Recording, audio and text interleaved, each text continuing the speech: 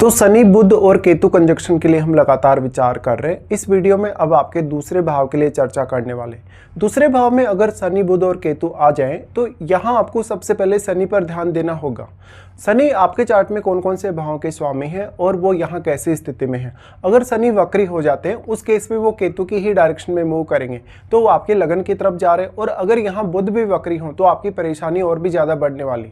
शनि यहाँ वक्री होने के केस में यहाँ वैराग्य योग उत्पन्न कर रहे हैं और अगर बुध यहाँ है तो बुध केतु के साथ मिलकर जड़त्व योग का निर्माण कर रहे हैं। इसलिए आप दोनों की ही क्वालिटीज़ का उतना अच्छे से उपयोग नहीं कर पाएंगे।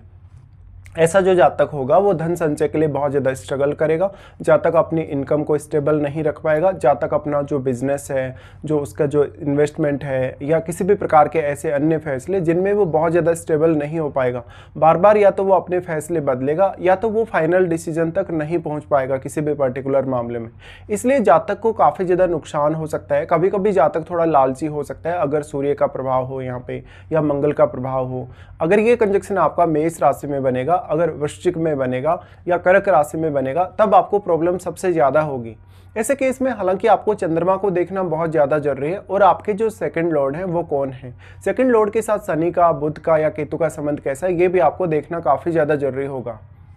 शनि आपके चार्ट में अब जिन भावों को रिप्रेजेंट कर रहे हैं उन भावों से कुछ हद तक आपको धन लाभ होने की संभावना होगी और वो भी तब होगी जब आप बहुत ज़्यादा पंक्चुअलिटी के साथ उन भावों के लिए पेश आएंगे या बहुत ज़्यादा डेडिकेशन रखेंगे या अनुशासन रखेंगे। निश्चित तौर पे ऐसा जो शनि है वो आप में धैर्य की कमी दिखाता है कभी कभी। अगर शनि यहाँ वक्री होकर बैठे हों उस केस में वो क्योंकि केतु के बहुत ज़्यादा क्लोज हो सकते हैं या निश्चित रूप से वो केतु के साथ ही उसी की डायरेक्शन में मूव करेंगे तो वो आपके लगन की तरफ ही जा रहे हैं, तब वो आपकी जिम्मेदारियों को बढ़ा देते हैं। ऐसे में शनि फिर आपके चार्ट में जिन भावों के स्वामी होंगे उन भावों के लिए आपको एफर्ट करना पड़ेगा हमेशा और जिंदगी भर कहीं ना कहीं आपके मन में कुछ ना कुछ ऐसी कमी रहेगी उन पर्टिकुलर भावों को लेके या इस आपके सेकंड हाउस को लेके जो कि आप पूरी नहीं कर पाए। शनि बहुत ज़्यादा बाध्यता और मजबूरी को रिप्रेजेंट करते हैं तो आपको मजबूर होकर कुछ ऐसे फैसले लेने पड़ सकते हैं जो आपके खुद के अगेंस्ट जा सकते हैं या जिससे आपकी जो सेविंग्स है, जो आपका एक रेगुलर जो रूटीन है अपने फाइनेंस वगैरह को लेके या आपकी कोई ना कोई जो फाइनेंशियल हैबिट है वो डिस्टर्ब हो सकती है। तो फाइनेंशियल हैबिट आप ऐसी डालें जिसमें आप समायोजन अच्छे से कर पाएँ। आपका कोई भी प्रकार का बड़ा फैसला हो इन्वेस्टमेंट रिलेटेड या इनकम रिलेटेड या कैरियर रिलेटेड तो वो भी आप अच्छे से एडजस्ट कर पाएँ। यहाँ पे अब जो सेकंड लॉर्ड है उसकी भूमिका काफ़ी ज़्यादा अहम हो जाएगी कि सेकंड लॉर्ड आपका किस प्रकार का प्लैनेट है और आपके चार्ट में वो कौन से भाव में बैठा है। जिस भाव में भी आपका सेकंड लॉर्ड बैठा है उस भाव से आपको डायरेक्टली धन लाभ होने की संभावना और उन भावों से जुड़े हुए रिश्तों से भी। निश्चित तौर पे यहाँ शनि और केतु का जो कंजक्शन है बुध के साथ ये बहुत ज़्यादा क्रूशियल साबित होगा आपके लिए। निश्चित तौर पे अब बुध की अहमियत यहाँ बहुत ज़्यादा है क्योंकि बुध बुद्धि के कारक ग्रह हैं और अगर चंद्रमा आपका अच्छी स्थिति में नहीं है तो आप यहाँ बुध का भी उतना अच्छे से उपयोग नहीं कर पाएंगे। दूसरी तरफ जो केतु है वो यहाँ शनि के गुणों में भी कमी ला रहे हैं और यहाँ पर अगर शनि वक्री हैं तो फिर और भी ज़्यादा कहीं ना कहीं शनि का जो कारकत्व है उस पर केतु का प्रभाव बढ़ जाएगा और बुध का कारकत्व भी इसी तरीके से प्रभावित होगा। यदि आपका बुध यहाँ वक्री स्थिति में बैठा है तो आपको हकलाने की प्रॉब्लम हो सकती है। अपनी वाणी को आप अपने जो तरीके जिस तरीके से आप रिप्रेजेंट करना चाहते हैं या जितना प्रभाव आप सामने वाले पे डालना चाहते हैं उतना प्रभाव नहीं डाल पा रहे हो, ऐसा हो सकता है। तो अब आपके चार्ट में जो बुध के भाव हैं यानी आपका मिथुन राशि और जो कन्या राशि आपके चार्ट में जिन जिन भावों में पड़ रही है उन भावों को देखिए और उन भावों में बैठे हुए प्लैनेट्स को भी देखिए। अब उन भावों में जो बैठे हुए प्लैनेट्स हैं वही आपकी ज़्यादातर यहाँ मदद कर सकते हैं। निश्चित तौर पे यहाँ पर जो इनकी प्लेसमेंट बन रही है आपके लिए, अब बुध अगर यहाँ वक्री हो तो आपके लिए प्रॉब्लम और भी ज़्यादा बढ़ सकती है। उस केस में आप अपने जो योग्यता है, आपकी वाणी से जुड़ा हुआ आपका टैलेंट है या आप में जितनी भी बुद्धिमत्ता है, कलात्मकता है, उसका उतना बेहतर तरीके से उपयोग होते हुए आप नहीं देखेंगे। इसलिए फिर आपके लिए चैलेंज और भी ज़्यादा बढ़ जाएगा। तो यहाँ पे ये कंजक्शन के होते हुए बहुत ही ज़्यादा कहीं ना कहीं आपको ध्यान रखना होगा। साथ साथ में ऐसा जो जातक होगा अगर बहुत ज़्यादा धन संपत्ति पा भी ले, अगर उसकी इन्वेस्टमेंट बहुत ज़्यादा अच्छे से ग्रो कर जाए तो फिर वो एक समय बाद अपनी फैमिली से डिटेच महसूस करेगा या वो अपनी फैमिली में रहते हुए भी हमेशा अपने आप को एकांत में ले जाने की कोशिश करेगा। निश्चित तौर पर ये एक बहुत ही ज़्यादा चैलेंजिंग प्लेसमेंट कही जा सकती है। तो फैमिली के साथ अब आपको रिलेशन बहुत अच्छे रखने होंगे। अपनी वाणी का जब भी आप किसी भी पर्टिकुलर कार्य के लिए प्रयोग करते हैं तो आपको काफ़ी काफ़ी सोच समझकर प्रयोग करना होगा या काफ़ी सोच समझकर बोलना होगा। ये जो कंजक्शन है आपको वैराग्य की तरफ लेकर जा सकता है, आपको आध्यात्मिक जीवन के लिए काफ़ी ज़्यादा कहीं ना कहीं आगे बढ़ा सकता है। तो अब आपके जो खर्चे जो आप करेंगे या जहाँ भी आप कोई भी इन्वेस्टमेंट वगैरह करेंगे, उसको लेकर जो भी आप फैसले लेने वाले हैं उनमें काफ़ी ज़्यादा प्रॉब्लम्स आ सकती हैं। यहाँ पे अब इम्पोर्टेंट ये भी है कि इनके साथ कोई भी अन्य ग्रह बैठा है या नहीं, या इन पर किसी भी अन्य ग्रह का प्रभाव है। वैसे अगर देखा जाए तो राहु का प्रभाव यहाँ है और राहु के साथ बैठे हुए ग्रह का भी यहाँ प्रभाव पड़ेगा। बट अगर हम राहु के प्रभाव की बात करें तो आपके अष्टम में राहु स्थित है और अष्टम से राहु अपनी दृष्टि जरूर डाल रहे हैं, बट वो केतु के साथ 180 डिग्री एंगल पर है, इसलिए राहु का प्रभाव 180 डिग्री एंगल से ज़्यादा नहीं हो सकता है। तो ऐसे में दोनों ही ग्रह एक अच्छे बैलेंस में कार्य कर रहे हैं, राहु और केतु दोनों ही।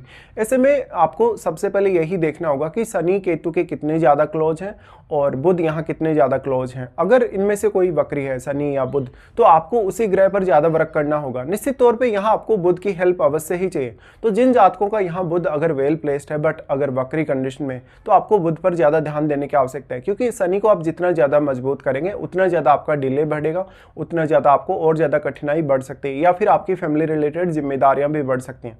उस केस में फिर आपका जो सेकंड हाउस का लॉर्ड है वही बस आपकी सबसे ज़्यादा यहाँ मदद कर सकता है।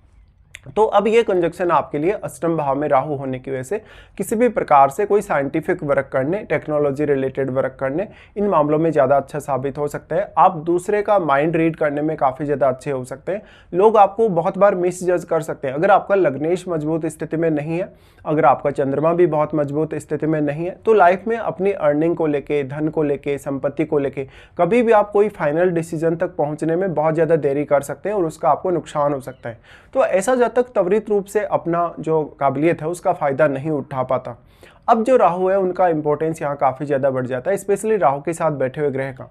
तो राहु के साथ जो बैठा हुआ ग्रह, क्योंकि वो राहु की क्वालिटीज़ की वजह से काफ़ी ज़्यादा मल्टीप्लाई हुआ और वो ग्रह इतना ज़्यादा सक्षम है कि वो अपने प्रभाव से केतु को भी प्रभावित कर सके और वो शनि और बुध को भी प्रभावित कर सके। तो सिर्फ वही ग्रह ऐसा है जो आपको यहाँ कुछ हद तक मदद कर सकता है। बट प्रॉब्लम ये है कि जितना भी एनर्जी आपके सेकेंड हाउस में आएगा उतना सारा का सारा एनर्जी यहाँ केतु अपने में समाहित कर रहे हैं, इसलिए आपका सेकेंड लॉर्ड बहुत मजबूत हो तभी आपको सबसे ज़्यादा इस प्रभाव का फायदा मिलेगा। ऐसे केस में निश्चित तौर पे आपको ये समझना होगा किसी भी ग्रह की अगर यहाँ दृष्टि है, राहु या राहु के साथ बैठे हुए ग्रह की तुलना में अगर अन्य किसी भी ग्रह की यहाँ दृष्टि पड़ रही है सेकंड हाउस पे, तो वो एनर्जी भी केतु में ही समाहित हो रही है। इसलिए आपको यहाँ बुध पर ज़्यादा वर्क करना चाहिए अगर बुध आपके वक्री नहीं है तो। लेकिन अगर आपके बुध यहाँ वक्री स्थिति में है तो निश्चित तौर पर आपको बुध से रिलेटेड जो भाव है जिनमें आपके कोई भी अगर ग्रह बैठा है तो उन्हीं से सिर्फ मदद अब मिल सकती है। निश्चित तौर पे ये एक बहुत ही ज़्यादा चैलेंजिंग स्थिति है। इससे आपका जो रिश्ते हैं, पारिवारिक रिश्ते, जैसे कि अपने फैमिली के साथ आपकी अंडरस्टैंडिंग है, आपका फैमिली के साथ एक एडजस्टमेंट है, या जीवन साथी के साथ आपकी जो अंडरस्टैंडिंग है, या कोई भी प्रकार का बिजनेस रिलेटेड डिसीजन है, या आपकी लाइफ में जो भी चेंजेस होने वाले हैं आपकी मैरिज के बाद भी और मैरिज से पहले भी, उनको लेके आपको काफ़ी ज़्यादा सतर्क अब होना पड़ेगा। शनि यहाँ हालांकि स्टेबिलिटी देने की कोशिश करेंगे, बट अगर शनि वक्री हो जाए उस केस में आपका जो खर्चा है वो काफ़ी ज़्यादा बढ़ सकता है और आप अपनी इनकम और अपने खर्चों को मैनेज करने में सक्षम नहीं होंगे।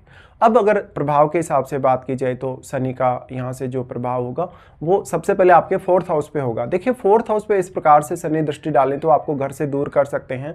पारिवारिक जिम्मेदारियां बहुत ज़्यादा होने की वजह से एक समय बाद जातक जो है मोक्ष की तरफ जा सकता है या वैराग्य धारण कर सकता है। अगर शनि वक्री होकर ये दृष्टि डाल रहे हैं तो कुछ हद तक आप अपने 4th हाउस रिलेटेड कार्यों में अपना पूरा प्रयास करेंगे, बट एक समय बाद आप यही रियलाइज करेंगे कि वास्तव में आपको जाना वैराग्य की तरफ ही था या आध्यात्म की तरफ ही था। अब जो 4th हाउस में बैठा हुआ ग्रह है इसके लिए अपना इंपॉर्टेंट रोल निभाएगा। तो 4th लॉर्ड को देखिए और 4th हाउस में बैठे हुए ग्रह को भी। शनि और बुध दोनों का ही प्रभाव आपके यहाँ सप्तम भाव पर है, बट यहाँ आपको ज़्यादा हेल्प नहीं मिल पाएगी। ऑलरेडी यहाँ राहु का प्रभाव है, तो आपका मैरिज होने के बाद जो आपके इन लॉज हैं वो आपका कुछ फ़ायदा उठा सकते हैं या वो आपकी फैमिली को बहुत ज़्यादा डोमिनेट कर सकते हैं। वो आपके आर्थिक निर्णयों पर अपना काफ़ी स्ट्रॉन्ग प्रभाव दिखा सकते हैं। ऐसे में उनके साथ मिलकर कोई भी काम करना, उनके साथ कोई भी पार्टनरशिप करना आपके लिए और भी ज़्यादा चैलेंजिंग स्थिति बना सकते हैं। राहु के साथ अगर कोई फायरी ग्रह होगा, जैसे मंगल जैसा ग्रह होगा, तो आपको प्रॉब्लम ज़्यादा बढ़ सकती है अपने रिलेशनशिप को लेकर। ऐसे में आपका जो जीवन साथी है वो अपनी धन संपत्ति के मामले में, अपने किसी रिलेशनशिप के मामले में आपसे कुछ हाइड कर सकता है। निश्चित तौर पे उसके बाद शनि आपके यहाँ जो दृष्टि डालेंगे 11वें घर पे डालेंगे। देखिए 11वें घर पे शनि दृष्टि डालें तो वो आपकी एक्सपेक्टेशन को कंट्रोल करने का कार्य करेंगे, आपको वो काफ़ी ज़्यादा सोशल नहीं बनाएंगे। शनि हमेशा एकाकीपन को दिखाते हैं, इसलिए आपको अपने जो नेटवर्क सर्कल है उससे भी ज़्यादा मदद नहीं मिल सकती। तो शनि सिर्फ और सिर्फ आपको इंडिविजुअल तौर पर सबसे ज़्यादा जिम्मेदारी देने वाले हैं। अब सिर्फ आप उन भावों को देखिए जिनको शनि रिप्रेजेंट कर रहे हैं आपके चार्ट में। उन भावों के लिए अब आपको बहुत ज़्यादा हार्डवर्क करने की आवश्यकता है, और उन भावों से रिलेटेड आपकी जो भी जिम्मेदारियां हैं वो आप समय रहते अगर पूरी कर पाए तो निश्चित तौर पे आप कुछ हद तक इस कंजक्शन का फायदा जरूर उठा सकते हैं। बट जो आपकी एक्सपेक्टेशन है, जिस प्रकार की आपकी अपेक्षा है, उस प्रकार का ये कंजक्शन आपका साथ नहीं देने वाला। अब आपको यहाँ अपनी महादशा पर अवश्य विचार करना चाहिए। अगर आपको शनि की, बुध की या केतु की महादशा है तो आपको इनके बारे में विचार करना ही होगा।